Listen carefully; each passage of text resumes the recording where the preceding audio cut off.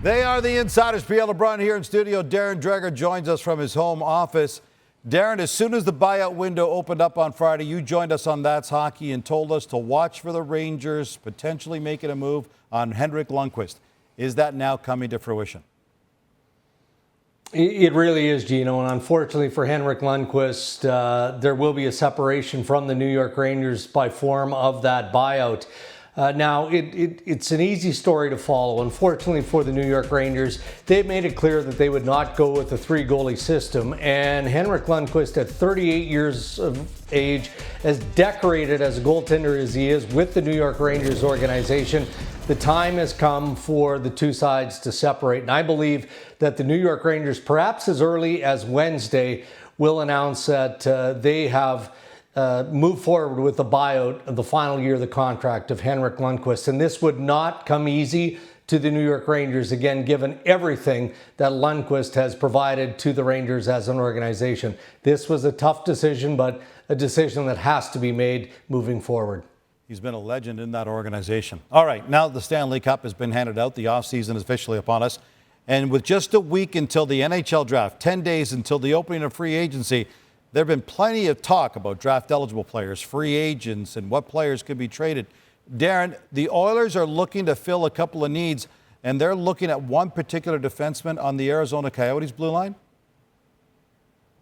Well, they've inquired, certainly. There's been discussions on Oliver Ekman-Larsson, but, go to Cap Friendly and you can see that this is a big ticket and a long term coming back the other way. And there has been significant trade interest expressed in the captain of the Arizona Coyotes, and the Edmonton Oilers are among the teams with some interest. Now, it's in the preliminary phases, and again, given the cap hit that Oliver Ekman-Larsson brings back, this is not going to be an easy transaction for Ken Holland and the Edmonton Oilers. So it's in the preliminary stages. I would put Boston in that group as well with teams of interest. But also keep in mind here, guys, Oliver Ekman-Larsson has trade protection.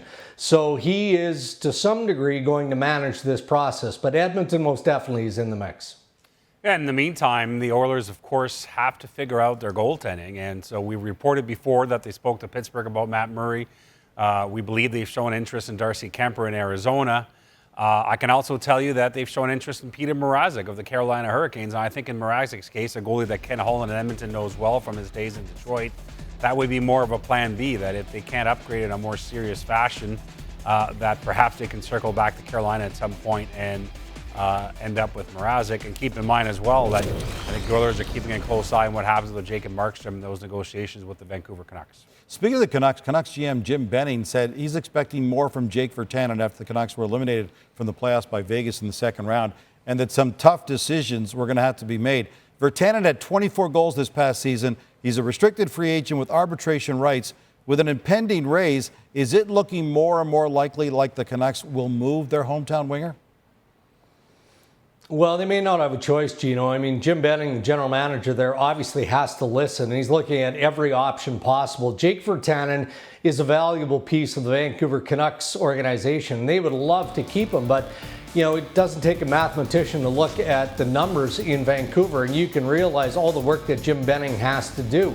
There's a lot of trade interest in Jake Virtanen, and when you look around some of the other players similar age who have developed on a similar path, who produce similar numbers, you're looking at Jake Virtanen somewhere in a 2-year contract at around $3 million. So no doubt that the Vancouver Canucks would like to keep him, but they're also intrigued by the interest. Pierre, less than 24 hours after the Lightning hoisted the Stanley Cup, it'd be nice if Julien Brisebois could sit back and enjoy the spoils of his victory. But he's got to get right back to work. He's got some important decisions to make about some of the futures of key players who had big roles in leading them to the Stanley Cup. Gino, I can tell you he did not get a day off, unlike probably a lot of his players after this Stanley Cup championship. From talking to other people around the league, Julien Brisebois already on the phone as of Tuesday. He's got to shed about $10 million of cap space here over the next few weeks, and it's not going to be easy. Now, certainly there are some players that you look at that are obvious target. Tyler Johnson, who has 4 years left at a $5 million AAV. Yanni Gourde, a lot of teams believe could be in play. 5 years left at north of $5 million a year. Here's the problem. Those two guys, they got a full no trade. And if they don't want to go anywhere, they won't. So this is going to be delicate for Julien Brisebois. One thing I was told by a source on this day, that the Lightning could surprise us here, that it may not necessarily be the player that you think that ends up getting moved. They have got to move cap space. Sergachev and Cirelli could be offers with targets of an offer sheet. They got to get those guys signed. Wow. Steve Yzerman turned over the GM reins to Julien Brisebois September 11, 2018. 2 years later, he's a Stanley Cup champion. 24 hours after that, he's being asked, so what are you going to do now to repeat?